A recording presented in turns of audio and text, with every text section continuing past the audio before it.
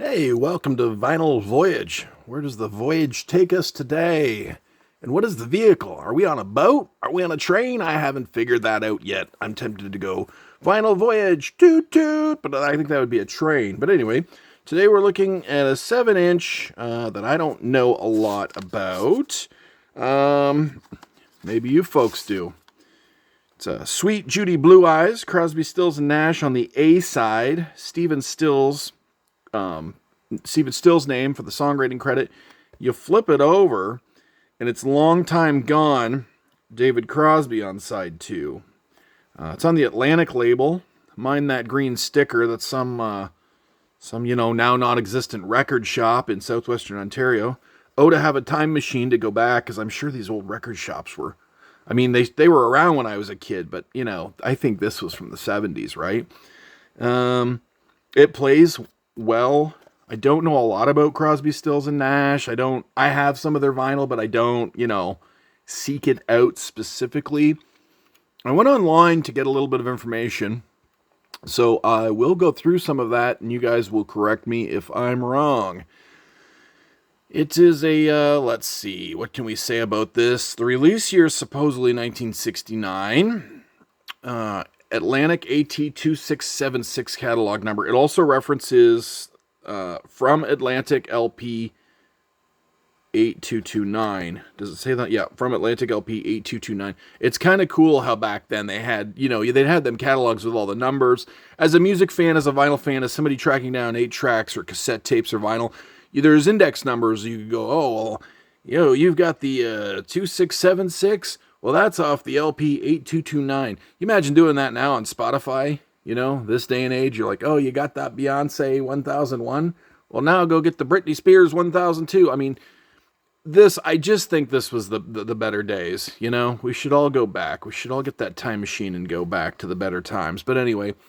let's see. Chart performance. Sweet Judy Blue Eyes. Despite its iconic status, the song did not chart as a single. However, it became a staple on FM radio and is considered one of Crosby, Stills, Nash's signature songs. You guys can correct me if any of these factoids aren't right. Long Time Gone. This track also did not chart as a single, but gained recognition as a powerful protest song reflecting the tumultuous events of the late 1960s. I'm just going to pause for a minute here, too, and say if any of this stuff's fun for you, you like my channel, Vinyl Voyage, please like and subscribe. It helps us grow the channel. Inspirational themes. Sweet Judy Blue Eyes, written by Stephen Stills about his romantic relationship with singer-songwriter Judy Collins. The song is a heartfelt suite expressing the complexities of their relationship. Long Time Gone was composed by David Crosby in response to the assassination of Robert F. Kennedy. Oh, boy. Hot topic right about now, isn't it? The song conveys a sense of urgency and call for change during a period of social unrest. Album text. Both the tracks are featured on Crosby, Stills, Nash's self-titled debut album, Crosby, Stills, and Nash, released in 1969. The album was critically acclaimed and played a significant role in defining the folk rock genre. Yeah, can you imagine? Can you imagine that came out? Listen to Crosby, Stills, and Nash LP. With the feeling in the air back then, you put on that LP, there was nothing really like it. I mean, there's Peter, Paul, and Mary, and, Pete Seeger and stuff like that. But to put that album on? Sweet Judy Blue Eyes was famously performed at Woodstock in 1969, marking one of Crosby, Stills, and Nash's first live performance and solidifying their place in rock history. Long Time Gone was featured in a 1971 concert film, Celebration at Big Sur. I've never heard of that. That's something I'm going to have to look up because... 1971 concert film. Yes, please. Like, that exists. That's out there. I love concert films. Celebration at Big Sur. I'll have to check into that. Part of the collector's notes, during the late 1960s, Atlantic Records pressed singles on both vinyl and styrene.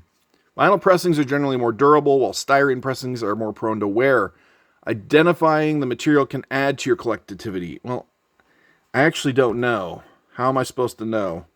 One of you guys that knows more records than I do, please let me know. How can I tell if this is vinyl or styrene?